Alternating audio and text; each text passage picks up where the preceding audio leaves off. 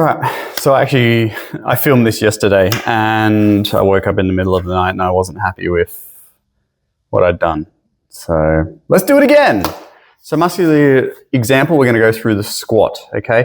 I'm gonna go through and show you how the muscles that you've now learnt about and the types of contractions, agonists, antagonists, etc., all marry together when we're looking at a movement. So let's go. All right, so when we're doing a squat, well, I'm going to go in the downward phase and the upward phase, okay? So you can sort of get the picture as to what's happening when you go down and what's happening when you go up. If we're looking at the squat, we would say that the muscles involved, like yes, the whole body needs to support the movement and stabilize, etc., but we're looking at main muscle groups here. So we're looking at the main muscles of the legs. So starting from the top down, we've got glutes, quads, hams. So glutes, quads, hams. Gastroc-soleus at the back, and our tib ant at the front of the lower leg. What are our main movers though, okay? If you listed all these, you could write all these down on your example, but some of them are not going to be doing anything majorly except being like an antagonist. So we're going to put them where they belong here on our table. So let's go downward first, all right? We're going down in the squat, okay? Where is the weight going? Or the force, you can feel it. If you squat down yourself, you should be able to feel it. The main agonist is going to be our quadriceps. Because the squat is primarily a quadricep dominant movement, okay?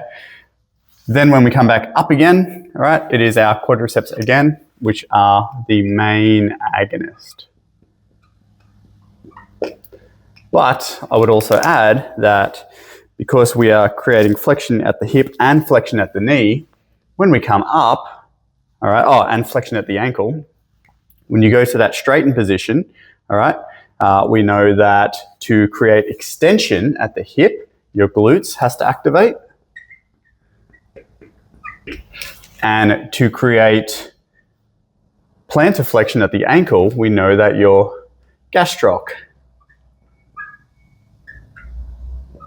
and soleus have to activate, all right? So on the upward phase, they are going to be our agonists, all right? Now, you could put them as an agonist for the downward movement. No, I wouldn't actually do that, especially your glutes. Your glutes don't really do a lot. But you could definitely put your calves, your gastroc and soleus here, but they're not going to be main contributors, right?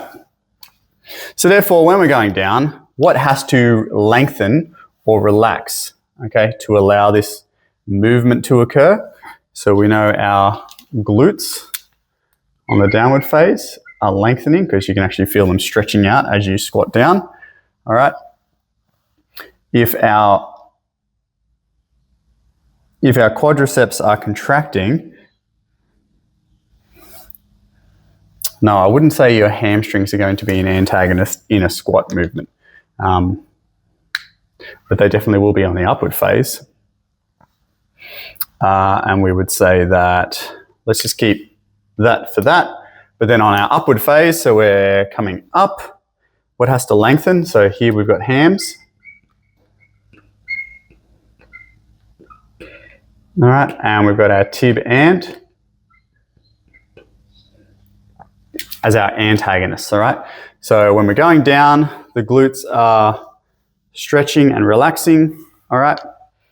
But when we come up, our hamstrings are going to lengthen and relax while our glute and our quad shorten and contract.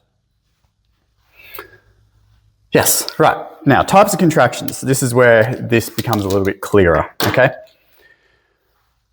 So when we're going down, we know that a squat is a movement, and any type of movement is always going to be isotonic, contraction.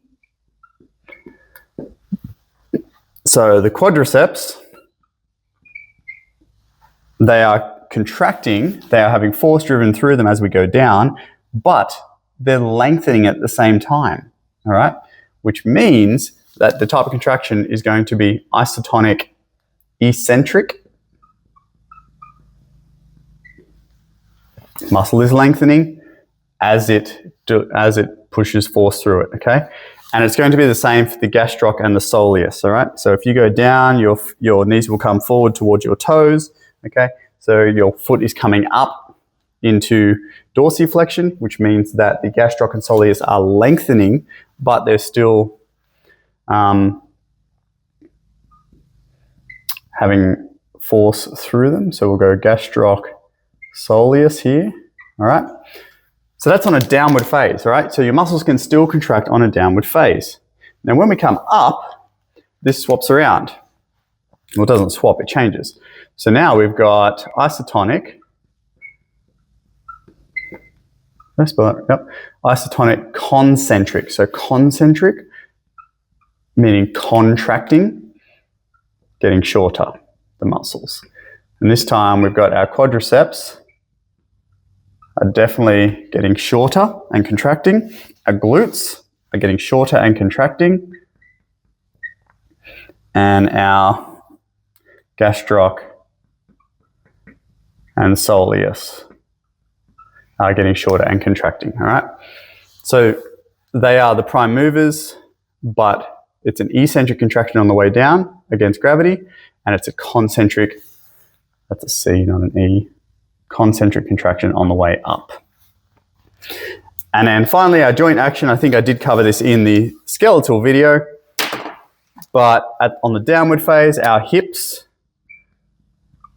are going into flexion, our knee is going into flexion, and our ankle is going into dorsiflexion. And on the upward phase, we've got our hips going into extension, which is caused by the glutes here, okay? We've got our knee going into extension, which is caused by contraction of the quadriceps here. And we've got our ankle going into plantar flexion,